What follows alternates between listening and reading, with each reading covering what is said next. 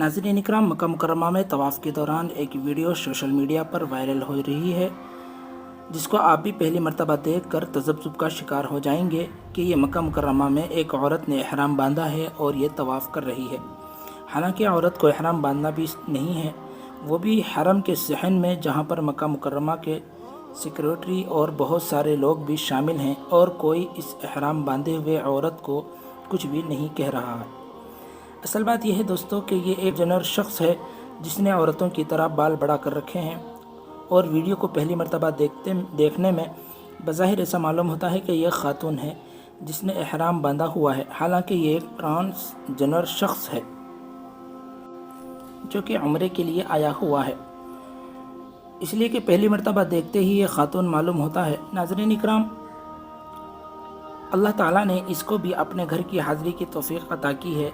बड़े खुश नसीब होते हैं वो लोग जिन्हें अल्लाह अपने घर की सआदत अता फरमाते हैं।